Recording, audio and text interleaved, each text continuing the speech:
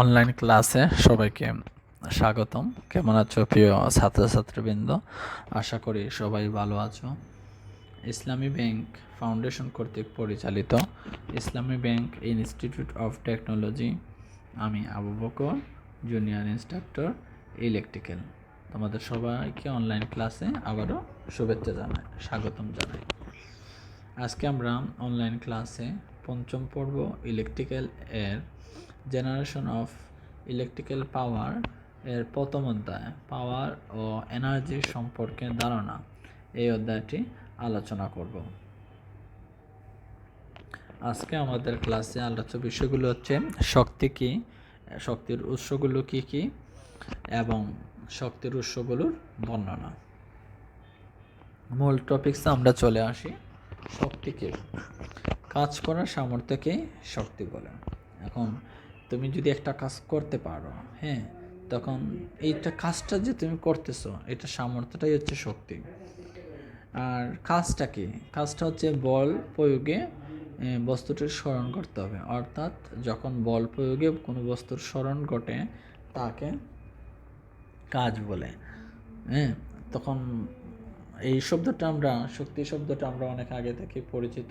আর শক্তি আমরা জানি বিভিন্ন ধরনের শক্তি আছে, তাপ শক্তি, বায়ু শক্তি, শব্দ শক্তি, অনেক ধরনের শক্তি আছে। হ্যাঁ, তো এক্ষেত্রে বলা হচ্ছে শক্তির উৎসটাকে, উৎস জিনিসটা কি? যে জায়গা থেকে যে জিনিসগুলো পাওয়া যায়, যেগুলোর উৎপত্তি হয়, সেগুলোকে কিন্তু উৎস বলেন। যেমন পানির উৎসগুলো কী কী? পানি কী কী জায়গা থেকে আমরা পেতে পারি? বৃষ্টির পানি পেতে পারি, নলকূপের পানি পেতে পারি, কুয়ার পানি পেতে পারি, এরপর পুকুর, খাল, বিল, সমুদ্র ইত্যাদি। এই যে যে যে জায়গা থেকে আমরা পানি পাচ্ছি, হ্যাঁ, বা সেইগুলোই হচ্ছে পানির উৎস। তাহলে এখানে বলা হচ্ছে যে শক্তির উৎসটা কি? শক্তির উৎস বলতে যে বস্তুর মধ্যে কাজ করার সামর্থ্য থাকবে, কাজ করার ক্ষমতা নিহিত তাকে শক্তির উৎস বলে। বর্তমান আধুনিক সভ্যতার গড়ে ওঠার পেছনে মূল শক্তির উৎসই হলো বিদ্যুৎ শক্তি। পৃথিবীতে বিভিন্ন প্রকার শক্তির উৎস রয়েছে, তবে প্রত্যেক প্রকারের শক্তির উৎস কোনো না কোনোভাবে সূর্যের উপর নির্ভর করে। এজন্য সূর্যকে শক্তির প্রধান উৎস বলা হয়ে থাকে। যন্ত্র নির্ভর মানব সভ্যতা শক্তি ছাড়া এক মুহূর্তও চলতে পারে না। আধুনিক সভ্যতার উন্নয়নে সব থেকে বেশি অবদান রয়েছে বিদ্যুৎ এই শক্তির।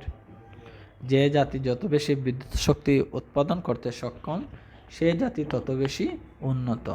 আর এই অধ্যায়ে আমরা মূলত শক্তির অন্যান্য উৎসগুলোর মধ্যে যে বিদ্যুৎ যে শক্তি আছে, আগেই বলেছি আলো, বিদ্যুৎ, তাপ, শব্দ, এগুলো প্রত্যেকটাই শক্তি।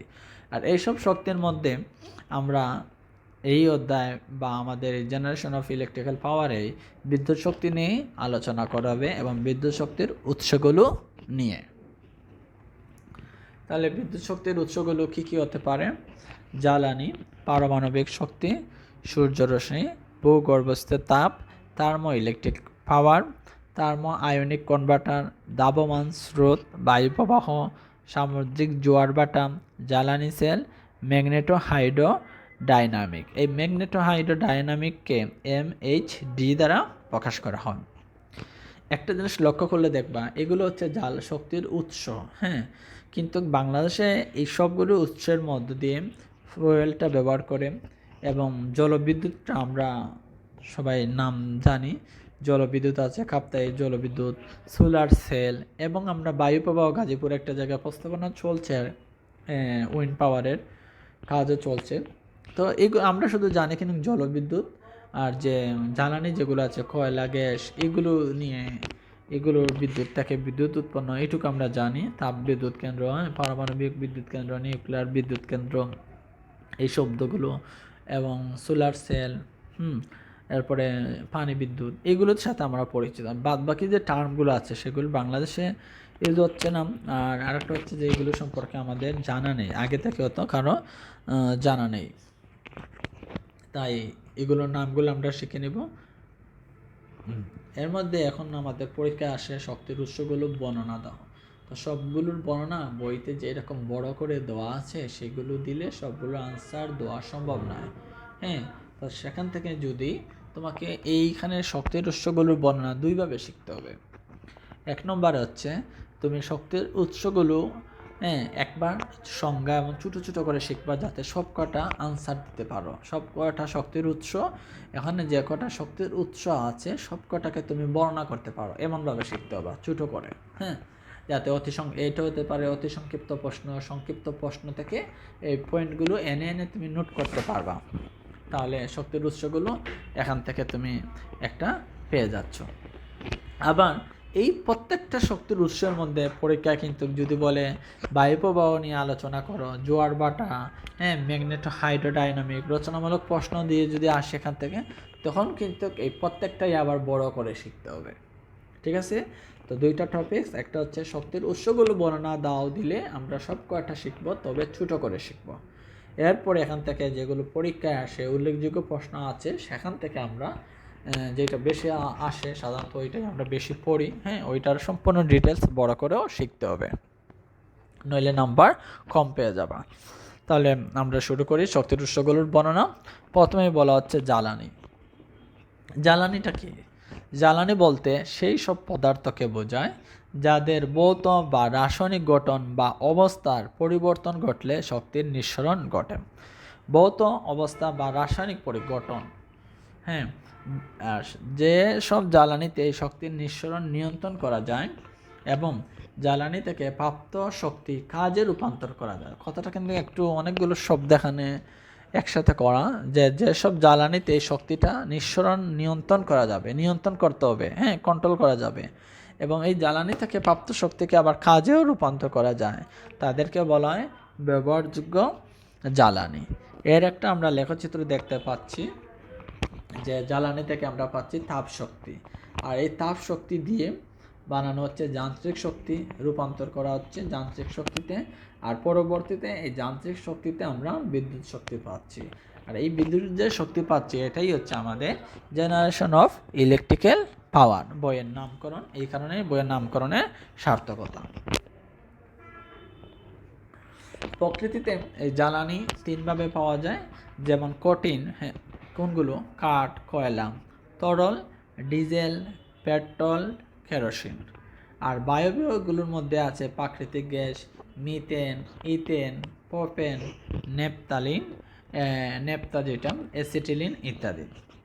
আবার এখান থেকে আমরা বিভিন্ন যে জ্বালানির উৎসগুলো ব্যবহারের কারণে যে প্রকার যে জ্বালানি ব্যবহার করা হচ্ছে সেই প্রকার যেটা যে জেনারেটিং স্টেশনগুলো যে প্রকার জ্বালানি ব্যবহার করে তার নাম অনুসারে এর নামকরণ। যেমন যেসব জেনারেটিং স্টেশন কঠিন জ্বালানি ব্যবহার করে তাদেরকে বলা হচ্ছে thermal power station. Thermal power station বলতে কঠিন জ্বালানি কোনগুলো? এই কাঠ, কয়লা। কাঠ, কয়লাকে যখন কেউ জ্বালানি হিসাবে ব্যবহার করবে তখন ওই জ্বালানির যে স্টেশনটা, বিদ্যুৎ জেনারেটিং স্টেশন যেটা, সেটার নাম হচ্ছে থার্মাল পাওয়ার স্টেশন। অপরপক্ষে যেসব জেনারেটিং স্টেশন তরল জ্বালানি ব্যবহার করে তাদেরকে তরল জ্বালানি কোনগুলো? ডিজেল, পেট্রোল, কেরোসিন, এইগুলো ব্যবহার করে যে জেনারেটিং স্টেশন বিদ্যুৎ উৎপন্ন করে সেই সব ইলেকট্রিক্যাল জেনারেটিং স্টেশনগুলোকে বলা হচ্ছে ডিজেল পাওয়ার স্টেশন। বহমান স্রোত, আমরা চিত্রে দেখতে পাচ্ছি যে বহমান জলমান স্রোত, পানি আছে রিজার্ভার, জমা রাখা হচ্ছে, বাঁধ নির্মাণ করে পানিটাকে জমা রাখা হচ্ছে এবং একটি পথ রাখা হচ্ছে, পথটাকে এক্ষেত্রে বলা হচ্ছে পেনস্টক। পরবর্তীতে যখন আমরা পানি বিদ্যুৎ কেন্দ্র নিয়ে বিস্তারিত আলোচনা করবে এবং অধ্যায় আছে বিস্তারিত জানার জন্য বা বোঝার জন্য, এখানে জাস্ট উৎসগুলো বর্ণনা দেওয়া হচ্ছে। তো পেনস্টকের মাধ্যমে দেওয়া হচ্ছে পাওয়ার হাউস, আর পাওয়ার হাউস থেকে টেলড্রামের মাধ্যমে আমরা বিদ্যুৎ পাচ্ছি। পাশের চিত্রে, ডান পাশে একটা চিত্র দেখতে পাচ্ছি যে অস্ট্রেলিয়ার South Gordon Dam South West National পার্কে কীভাবে পানিটাকে অর্থাৎ জলবিদ্যুৎটাকে, জলের স্রোতটাকে ব্যবহার করে বিদ্যুৎ উৎপাদন করছে তার একটা চিত্র। খরস্রোতা নদীতে বাঁধ নির্মাণ করে পানিকে আটকে বা সুড়ঙ্গের মাধ্যমে, যেটা সুড়ঙ্গ যেটা দেখাইছিলাম যেটা পেনস্টক, অর্থাৎ পেনস্টকের মাধ্যমে টারবাইনে প্রবাহিত করে টারবাইনকে ঘোরানো হয়। অর্থাৎ এই পানির এই প্রচণ্ড স্রোতের কারণে টারবাইনের উপর টারবাইন কী করবে, ঘোরানো হয়। আর টারবাইন ঘোরানোর সঙ্গে সঙ্গে সংযুক্ত অল্টারনেটর ঘুরে। অল্টারনেটরটা কি? অল্টারনেটরটা হচ্ছে এসি জেনারেটর। হ্যাঁ, এসি জেনারেটরকে অল্টারনেটর বলে। তো সংযুক্ত অল্টারনেটর ঘুরে, আর অল্টারনেটর ঘোরার কারণে অল্টারনেটর কী করলো, এই যান্ত্রিক শক্তিকে বিদ্যুৎ শক্তিতে রূপান্তরিত করে। মূলত জেনারেটর বা অল্টারনেটর কাকে বলে, যে এটা একটি যে যন্ত্রের সাহায্যে যান্ত্রিক শক্তি থেকে বিদ্যুৎ শক্তি রূপান্তর করা যায় তাকেই অল্টারনেটর বলে। মার্কিন যুক্তরাষ্ট্রের কলম্বিয়া নদীর উপর নির্মিত একটি বাঁধ হতে 9.2 মিলিয়ন একক বিদ্যুৎ শক্তি উৎপাদন করা হচ্ছে। সেই প্রকল্পে 12টি ইউনিটে প্রতিটি 60 লক্ষ কিলোওয়াট বিদ্যুৎ উৎপাদন করছে।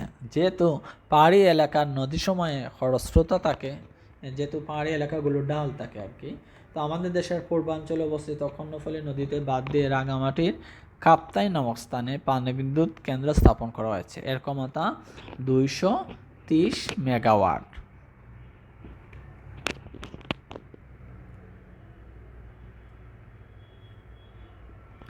এরপরে আছে বিদ্যুৎ উৎপাদনে নিউক্লিয়ার এনার্জির বর্ণনা। তো নিউক্লিয়ার এনার্জি যেটা আমরা প্রচলিত সংবাদদাতা শুনে আসছে, যে রূপপুর পারমাণবিক বিদ্যুৎ কেন্দ্র নিয়ে। তো এখানে নিউক্লিয়ার এনার্জিটাকে ব্যবহার করা হচ্ছে। আমরা জানি সকল বস্তুই অণু দ্বারা গঠিত, আর ক্ষুদ্র ক্ষুদ্র অনেকগুলো অণু দ্বারা গঠিত। অণু আবার কতগুলো পরমাণু দ্বারা গঠিত। পরমাণু কি? মৌলিক পদার্থের ক্ষুদ্রতম কণা। আর এই পরমাণুর কেন্দ্রস্থলকে বলা হচ্ছে নিউক্লিয়াস। আর এই নিউক্লিয়াসের বিভাজন প্রক্রিয়ার ফলে প্রচণ্ড তাপশক্তির সৃষ্টি হয়। পারমাণবিক শক্তি উৎপাদনের কেন্দ্রে রিয়েক্টরের মধ্যে সাধারণত ইউরেনিয়াম 235 নিউক্লিয়াস, এখানে এটা হচ্ছে তার বর সংখ্যা 235 বর বিশিষ্ট ইউরেনিয়ামের নিউক্লিয়াস বিভাজন ক্রিয়া ঘটানো হয়। এই সৃষ্ট এই তাপকে শীতলকের সাহায্যে বা ঠান্ডা কুলিং সিস্টেমের সংস্পর্শে আনা হয় এবং তাপ বিনিময়কারীর মাধ্যমে পানিকে বাষ্পে পরিণত করা হয়। আর এই বাষ্প দ্বারা টারবাইনকে পরিচালিত করে যান্ত্রিক শক্তি সৃষ্টি করা হয়। আর অবশেষে এই যান্ত্রিক শক্তিটাই অল্টারনেটরকে ঘুরিয়ে বিদ্যুৎ শক্তিতে রূপান্তরিত করে। এক হিসাব করে দেখা যায় যে 1 কেজি ইউরেনিয়াম 235 হতে যে তাপশক্তি উৎপন্ন হয় তার তাপীয় মান হচ্ছে 2200 টন তেলের সমান বা 4500 টন। উন্নত মানের কয়লার সমান। যুক্তরাষ্ট্র, রাশিয়া, যুক্তরাজ্য, ফ্রান্স, ভারত, চীন প্রভৃতি দেশ আণবিক শক্তিতে উন্নতি লাভ করেছে। বাংলাদেশের পাবনা জেলার রূপপুর নামক স্থানে একটি আণবিক শক্তি কেন্দ্র স্থাপনের পরিকল্পনা বাস্তবায়নের প্রচেষ্টা চলে আসছে। কিছু কিছু কাজও রয়েছে। তাছাড়া ময়মনসিংহ এবং সিলেটের পরমাণু চিকিৎসা কেন্দ্র স্থাপিত রয়েছে। সিলেটের ওসমানী মেডিকেলের একটা কিন্তু অংশ আছে পারমাণবিক চিকিৎসা কেন্দ্র। এই কলেজ ইউনিটের ভিতরে গেলে আমরা এটা দেখতে পাই। এখানে থাইরয়েড, হরমোন ইত্যাদি জনিত টেস্টগুলো এই পারমাণবিক নিউক্লিয়ার থেকে সংগঠিত এই পারমাণবিক বা এর সংক্রান্ত চিকিৎসাগুলো করা হয়ে থাকে। এরপর আছে উইন্ডমিল, যেগুলো দেখতেছি বিদ্যুৎ উৎপাদনে বাতাসের শক্তি। এইগুলো আমরা অনেকগুলো মুভিতে মধ্যে দেখে থাকি, পাকার মতো। আসলে এগুলো কি? এগুলো উইন্ডমিল। তো এখানে প্রথমেই চিত্রে আমরা বিভিন্ন অংশ দেখতে পাচ্ছি উইন্ডমিলের। হ্যাঁ, এখন আমরা বর্ণনাটা দেব। যখন তুমি বিভিন্ন উৎসগুলো বর্ণনা করতে যাবা, চিত্র যদি আঁকা সম্ভব হয় 2টা একটাতে আঁকলে সুন্দর হবে, অন্যদের চেয়ে তোমার নাম্বারটা আলাদা থাকবে। দীর্ঘদিন থেকে বায়ু প্রবাহকে শক্তির উৎস হিসাবে ব্যবহার করা হচ্ছে। এখনও নৌকার পাল টানার জন্য বায়ু একমাত্র অবলম্বন হয়ে ব্যবহৃত হয়ে আসছে। তাছাড়া পাম্প, গম, ডাল ভাঙ্গার কাজের মেশিন চালানোর জন্য বায়ু প্রবাহ শক্তিকে ব্যবহার করে। এগুলো হচ্ছে কমন, আমরা যেটা জানি আর কি, যে বায়ুকে কী কী কাজে ব্যবহার করি। কাপড় শুকানোর জন্য, ধান মাড়াইয়ের কাজে, এরপরে নৌকার পাল তোলার কাজে, পাম্প, গম, ডাল ভাঙ্গার কাজের মেশিনে বায়ু প্রবাহ শক্তিকে ব্যবহার করা হয়। বর্তমানে বায়ু প্রবাহ দ্বারা পরিচালিত ছোট জেনারেটর ইউনিট চালানো হচ্ছে। এইসব প্লান্টের রক্ষণাবেক্ষণ খরচ অত্যন্ত কম এবং পরিচালনার জন্য কম লোকবলের দরকার হয়। গড়ে যদি বাতাসের গতিবেগ ঘন্টায় সর্বনিম্ন 2 থেকে 4 মাইল থাকে তাহলে একটি বায়ুপ্রবাহ চালিত বিদ্যুৎ উপকেন্দ্র কাজ করতে পারে। তবে বাতাসের গতি ঘন্টায় 6 থেকে 7 মাইল অর্থাৎ 1 ঘন্টায় বাতাস যেতে হবে 6 থেকে 7 মাইল হলে সর্বোচ্চ দক্ষতা লাভ করা যায়, তখন হয়তো মেশিনটা সর্বোচ্চ দক্ষতায় কাজ করবে। তো আমাদের দেশে সাভারে পরীক্ষামূলক এরূপ একটি কেন্দ্র রয়েছে। পৃথিবীতে জ্বালানি শক্তির মূল্য বৃদ্ধি ও অভাব হওয়ায়, জ্বালানি শক্তির মূল্য বলতে আমরা যে কয়লা, গ্যাস, প্রাকৃতিক গ্যাসগুলোর কথা বলছি, ওইগুলোর কথা বলা হচ্ছে, এগুলো দিনে দিন মূল্যটা বৃদ্ধি পাচ্ছে এবং এগুলো হচ্ছে সীমিত, একসময় শেষ হয়ে যাবে। এর অভাব হওয়ায় বিকল্প ব্যবস্থার উন্নয়ন গতি সঞ্চালিত হয়েছে। সেজন্য পৃথিবীর নানা দেশে এর বিষয়ে ব্যাপক গবেষণা হচ্ছে। বিদ্যুৎ উৎপাদনে সূর্যরশ্মির ব্যবহার, যেটাকে আমরা সোলার সেলে দেখে থাকি, যেখানে সূর্যের আলোকে, সূর্যরশ্মিকে কাজে লাগিয়ে বিদ্যুৎ শক্তি তৈরি করা হয়, উৎপন্ন করা হয়। সূর্যের রশ্মিতে অনেক তাপ বিকিরণ করে। উক্ত তাপ দিয়ে পানিকে গরম করিয়ে বাল্ব উৎপাদন করা হয় এবং ওই বাল্ব কোনো এক ধরনের ইঞ্জিন চালিয়ে তা থেকে বিদ্যুৎ উৎপাদন করার জন্য গবেষকগণ প্রচুর গবেষণা চালিয়ে যাচ্ছেন। বিশেষ করে রাশিয়া, মার্কিন যুক্তরাজ্য, ফ্রান্স কাজে অনেক অগ্রগতি সাধন করছে। তাছাড়া সরাসরি সূর্যের আলোকে বিদ্যুৎ শক্তিতে রূপান্তরিত করা হয়। এক্ষেত্রে ফটোভোল্টাইক সেল উল্লেখযোগ্য। ফটোভোল্টাইক কি? যেখানে যে আলোক শক্তিকে সরাসরি বিদ্যুৎ শক্তিতে রূপান্তরিত করে। বর্তমানে বাংলাদেশের বিভিন্ন প্রত্যন্ত অঞ্চলে যে সকল জায়গায় বিদ্যুৎ সুবিধা পৌঁছায়নি আর যে জায়গায় পৌঁছায় আছে সেগুলো লোডশেডিংজনিত সমস্যার কারণে লোডশেডিংজনিত সমস্যার কারণে ব্যবহার করছে সৌরবিদ্যুৎগুলো। সেই সকল অঞ্চলে বিভিন্ন প্রতিষ্ঠান সৌরবিদ্যুৎ স্থাপনের মাধ্যমে বিদ্যুৎ সুবিধা প্রদান করছে। বিদ্যুৎ উৎপাদনে থার্মাল এনার্জি। তো থার্মাল এনার্জি আমরা বাম পাশের চিত্রটা একটু লক্ষ্য করি, দেখা যাচ্ছে যে নিচে একটা হিটিং সিস্টেম এবং একটা পাত্র। এখানে কিন্তু দুইটা সিস্টেম, রেডিয়েশনের মাধ্যমে যে পাত্রটা গরম হচ্ছে এবং হাতের যে কন্ডাক্টর আছে সেটাও কিন্তু গরম হয়। তো এই যে দেখো নিচে এক ধরনের পদার্থ, উপরের আরেক ধরনের পদার্থ, তো এখানে কিন্তু কি থার্মালভাবে, তাপীয়ভাবে শক্তিটা জমা আছে বা আমরা তাপীয় এনার্জিগুলো পেয়ে যাচ্ছি। যখন দুটি ভিন্ন ধাতুর লুপের সংযোগস্থলকে পৃথক তাপমাত্রায় রাখা হয় তখন এদের মধ্যে ইলেকট্রোমোটিভ ফোর্স বা ইএমএফ সৃষ্টি হয় আর ওই লুপে কারেন্ট প্রবাহিত হয়। এই প্রক্রিয়াকে বলা হয় সিবেক ইফেক্ট। এই নীতি থার্মোকাপলে প্রয়োগ করে তাপ পরিমাপ করা হয়। এই ব্যবস্থায় সরাসরি বিদ্যুৎ উৎপাদনের জন্য বিভিন্ন ধরনের পরীক্ষা নিরীক্ষা চলছে এবং কিছু কার্যক্ষেত্রে প্রয়োগ হয়েছে। থার্মোকাপল কি? থার্মোকাপল হচ্ছে এক ধরনের ট্রান্সডিউসার। ট্রান্সডিউসারটা কি? ট্রান্সডিউসার হচ্ছে যে এক প্রকার শক্তিকে অন্য প্রকার শক্তিতে রূপান্তর করে। এক্ষেত্রে ট্রান্সডিউসার কি করতেছে? এই তাপ যে শক্তিটা আছে, তাপীয় শক্তিটাকে সে বৈদ্যুতিক শক্তিতে রূপান্তর করে। এটা হচ্ছে থার্মোকাপলের কাজ, কি? যে তাপ শক্তিকে বৈদ্যুতিক শক্তিতে রূপান্তর করা। আর এই ধরনের রূপান্তরকেই বলা হচ্ছে, যদি এক প্রকার শক্তিকে অন্য প্রকার শক্তিতে রূপান্তর করে সেটাই হচ্ছে ট্রান্সডিউসার। একেই বলা হচ্ছে যে ট্রান্সডিউসার। বর্তমানে সেমিকন্ডাক্টর পদার্থ হিসাবে লিড, টেলুরাইড, জিঙ্ক, অ্যান্টিমোনাইড, বিসমাথ, টেলুরাইড, জার্মেনিয়াম, সিলিসাইড ইত্যাদি ব্যবহৃত হচ্ছে। থার্মো ইলেকট্রিক জেনারেটরে সূর্যরশ্মি যাতে সঠিকভাবে কাজ করতে পারে সেদিকে লক্ষ্য রাখতে হয়। এই পদ্ধতির মাধ্যমে অন্তত 100 মেগাওয়াট ক্ষমতা সম্পন্ন বিদ্যুৎ উৎপাদন কেন্দ্র নির্মাণ করা সম্ভব, যা পিক লোড স্টেশন হিসাবে কাজ করে থাকে। এরপর আমরা দেখব বিদ্যুৎ উৎপাদনে thermo ionic converter. Thermo ionic converter আমরা দেখছি নিচের দিকে তাপটা সরবরাহ করা হচ্ছে 75 ডিগ্রি ফারেনহাইটে মেটাল ক্যাথোড ইলেকট্রন বর্জন করতেছে আর উপরের দিকে মেটাল অ্যানোড ইলেকট্রন সংগ্রহ করছে। এই প্রক্রিয়ার মাধ্যমে আমরা বিনিময়ে ওইদিকে বিদ্যুৎ সরবরাহ পাচ্ছি লোডের মধ্য দিয়ে। তো প্রচলিত যে এই যে থার্মো উৎপাদনে থার্মো আয়নিক কনভার্টার যেটা আছে, থার্মো আয়নিক কনভার্টারের ক্ষেত্রেও সেম। এ ধরনের কনভার্টারে বাষ্প অথবা গ্যাসের পরিবর্তে ইলেকট্রন প্রবাহে কাজ করে, আর ইলেকট্রনগুলো থার্মাল এনার্জির সাহায্যে স্থানান্তরের মাধ্যমে ইলেকট্রিক এনার্জি উৎপন্ন করে।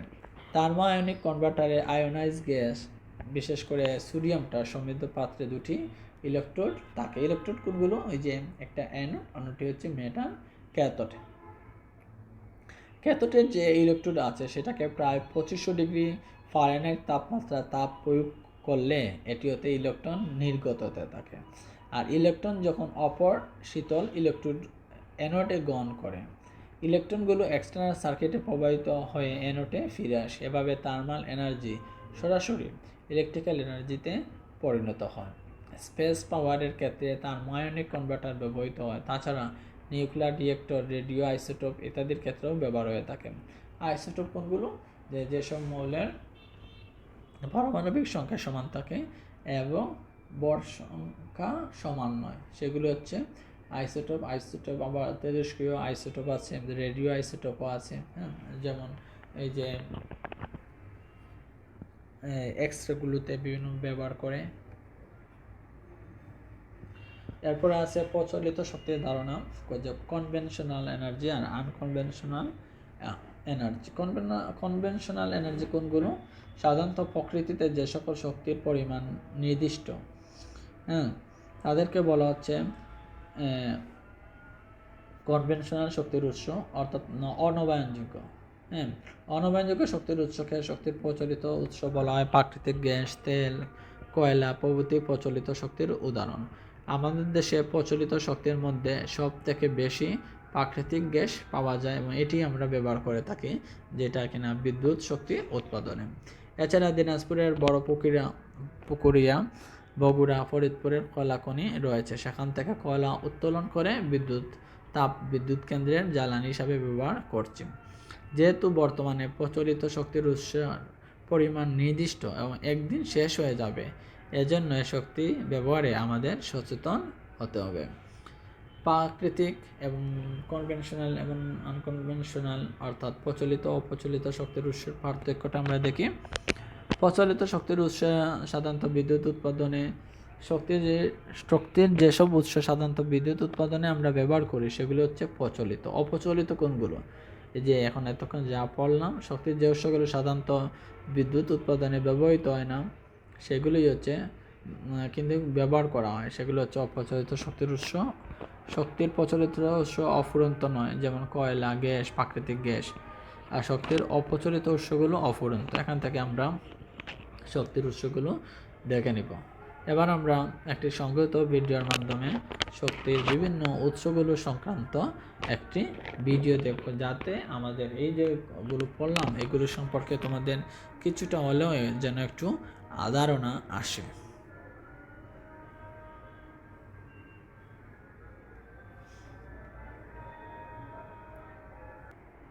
To generate electricity sources.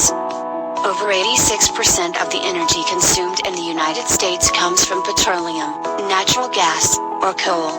Unfortunately, the dependence on these non-renewable resources could someday lead us straight to our demise. Without change, society as whole would be immobilized. But why wait for the inevitable when we can enact change now? Here are 9 sources of renewable energy that could potentially change how we power our future. 1. Hydroelectric energy. Currently, hydroelectric power plants provide only about 5% of the energy used in the United States. This type of power is more than a few centuries old, as it has been used to power grain mills and other farm machinery. Unlike the water wheels of the past, modern hydroelectric power plants start with water stored in a reservoir behind a dam. The dam operators release water in a controlled manner through a spillway and over a turbine to generate electricity. In general, these structures have a relatively short lifespan and are prone to catastrophic failures. Another downside to hydroelectric power plants is their sometimes negative impacts on the environment. 2. Geothermal energy. Geothermal energy works similar to a large heat exchanger. Deep in the Earth's crust, heat from magma chambers and volcanic activity can be utilized to generate steam, which can turn turbines, Alternatively, natural steam rising from crustal vents in the ground can be captured and directed into a power generation facility. The hot water vapor is directed towards turbines, which generate the electric power. Geothermal power plants can also have very short lifespan. Sometimes, the hot spots near the Earth's surface can become inactive or run out of steam. The best geothermic sites have a magma chamber neither too shallow nor too deep from the surface.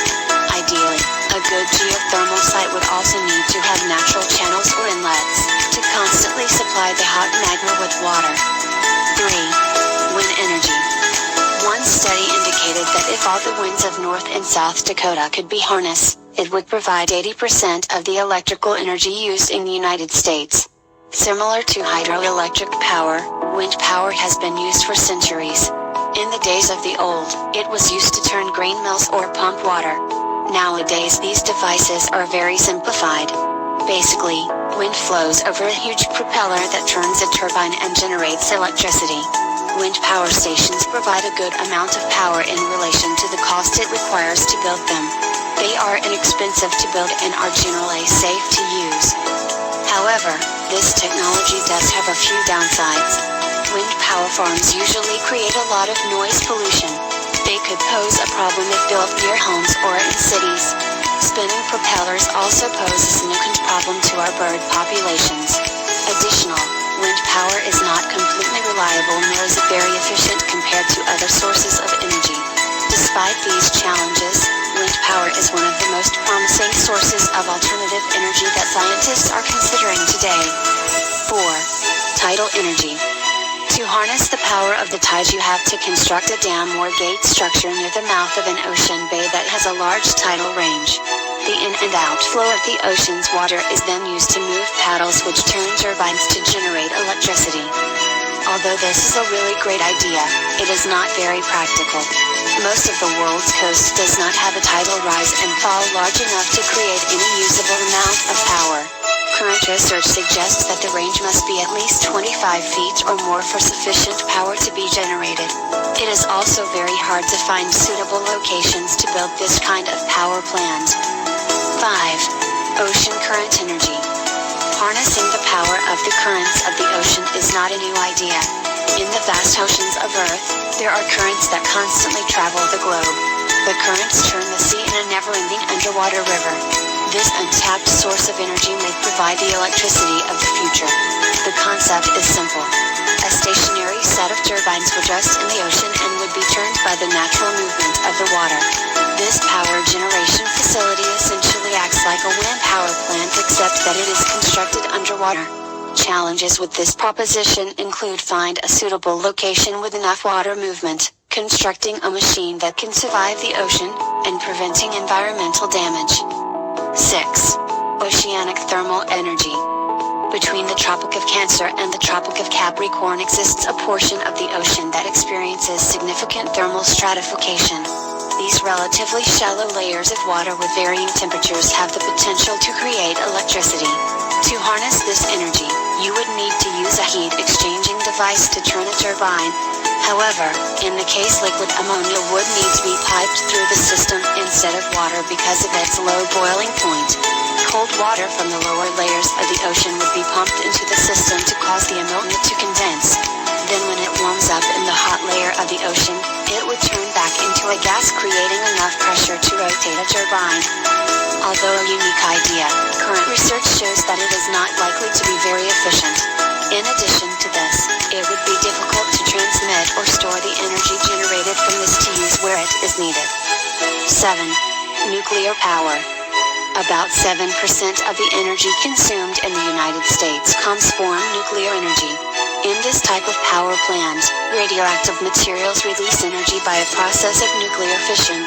This energy is used to heat water that turn turbines to create electricity. While this type of power plant can generate immense amounts of energy, many significant challenges and roadblocks exist for nuclear energy. These power plants are also very expensive to build and require a feasible way to dispose of the toxic waste. The perceived fear of terrorism and nuclear disasters is another roadblock for these clean and efficient power plants. 8. Lightning energy. Have you ever thought about harnessing the immense energy located in lightning? The concept is simple. Large Tesla coil-like devices would sit atop mountains and beckon the lightning to strike them. Lightning would strike metal rod and the device and electricity would be directed to large capacitors for storage. Then, the stored energy could be released slowly as it's needed to power homes and businesses. However, this power source is not without its problems either. Energy from lightning is not very reliable and would never become a main source of power. Lightning and the high voltages associated with it are also very dangerous. 9. Solar, photovoltaic, energy. Solar power has been touted as the panacea for solving our society's energy problems. In theory, there really is no better alternative source of energy than what can be harnessed from the sun. The abundance of plant life covering the Earth's surface has used sun to generate energy for millions of years. Life on Earth as we know it could not exist without the sun. For a number of reasons, this celestial body is also the perfect energy source for all of humanity's needs as well. With the cost to design, locate, and build new solar plants declining rapidly, and the efficiency of energy collection increasing, it won't be long before these facilities become an everyday symbol of energy independence in our society. Solar power is passive, quiet, and requires little maintenance. In addition, most materials needed to create solar panels are readily available. 10. In consideration for the future, we as a race will find it necessary to reduce our dependence on non-renewable resources such as petroleum. As with anything else in this world, nothing comes without a downside. For petroleum it was obvious. The future lies not with just one type of power plant, but with a variety of renewable energy sources, including some lesser-known sources of energy such as biomass, used wisely in conjunction with the smart use and transmission of the electricity they generate. To generate electricity. আমাদের এই অধ্যায়ের কিছু গুরুত্বপূর্ণ প্রশ্ন আছে হোমওয়ার্কের জন্য দিচ্ছি তোমাদেরকে। শক্তির উৎস কী কী, শক্তি উৎপাদনে কী কী উৎস আছে। এখানে কিন্তু আমি সবকটা উৎস দেওয়া হয় না, হ্যাঁ না, তুমি বাকিটুকু নিজ থেকে উৎসগুলো লিখে হোমওয়ার্ক হিসাবে জমা দেবে। যদি না হয়ে থাকে তাহলে আমি এটা আবার ঠিক করে দিব।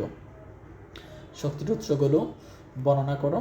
এর মধ্যে বর্ণনার মধ্যে কিন্তু শক্তি উৎপাদনে ভূগর্ভস্থ তাপ, জ্বালানি, সেল, ম্যাগনেটো, হাইড্রোডাইনামিক এনার্জি ইত্যাদি এগুলোর বর্ণনাও আমরা বই থেকে করব, ঠিক আছে। আর এই অধ্যায়ের গুরুত্বপূর্ণ প্রশ্নাবলী সাথে আছে, ঠিক আছে। এই ছিল আমাদের আজকের অনলাইন ক্লাস। সবাইকে অসংখ্য ধন্যবাদ।